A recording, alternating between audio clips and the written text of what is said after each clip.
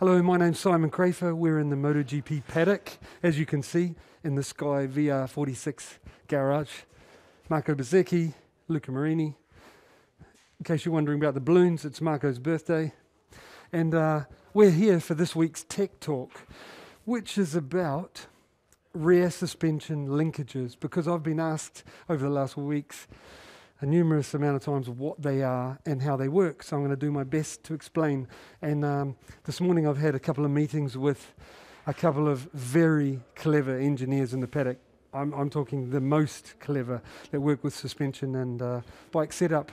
And one of them explained to me, he said that he would say the rear suspension linkage is a leverage arm or even gearbox that goes between the rear wheel and the rear shock, because basically it decides the ratio, of movement of that rear shock. It decides, for a given movement, rear wheel movement, it decides the stroke that is used of the rear shock. It decides the velocity that's used at, and it decides the acceleration. So first of all, let's show you where it is on the bike. For those of you who don't know, it attaches the rear swing arm with rods to a triangle that you'll see down in here, and the triangle is mounted to a rear shock. And here's one Kalex made a lot earlier. And these can be solid, they can be like this. Basically, it's a triangle, and the swing arm fixed to here pulls this, and it pushes the shock, And by changing these points where they are, they can change the ratio that it works at. While we're here, I should say that some machines run them the other way around, So they're mounted the opposite way around. You'll see that the Ducati, remember the V-twin Panigale, had one of these things on the side of the bike with the shock. It doesn't matter where it is, which way around it is. The engineers can figure out the ratio to work the same as it would no matter where it is. So that doesn't matter. It's the ratio. So what I should explain next is, for example, a fast link is a link that for the wheel movement, it moves more the shock, so it's a higher ratio. A fast link means it moves the shock in a faster acceleration and thus harder suspension. And a slower link, meaning for a given amount of wheel movement, it moves the shock less. So a slower link would mean a slower velocity of the shock, less stroke, and thus softer rear suspension feel. And then you've got things like progressive link.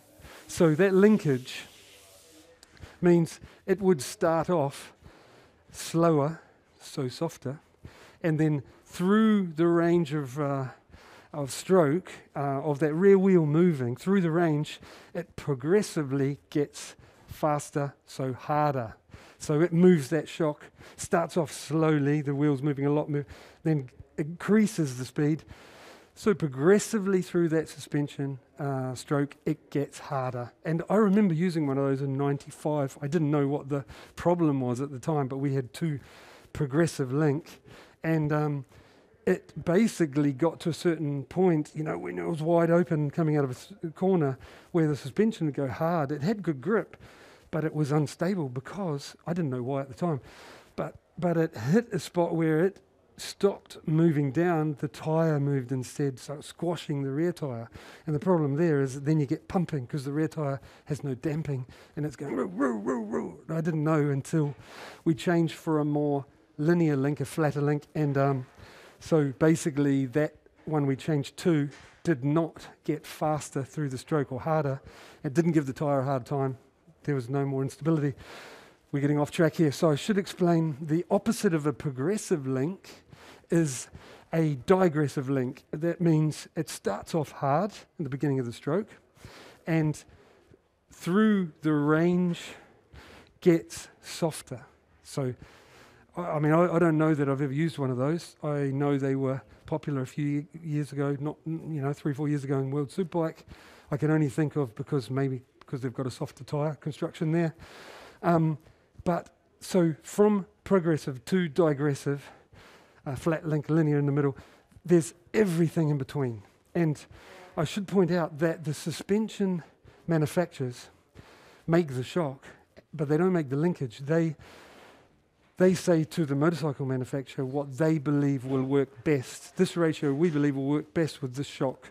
The manufacturers, this is what normally happens, and the manufacturers make that link, and then they'll make something either side and around for the riders to test and see if they can find what works best. And you've got to also take into account, like always in motorcycle racing, the different machines and setup affects this, and the different tyres and the different riders. So there's no one ingredient that works, always. So I hope you've liked this little insight to rear suspension linkages. See you next week, Portimao.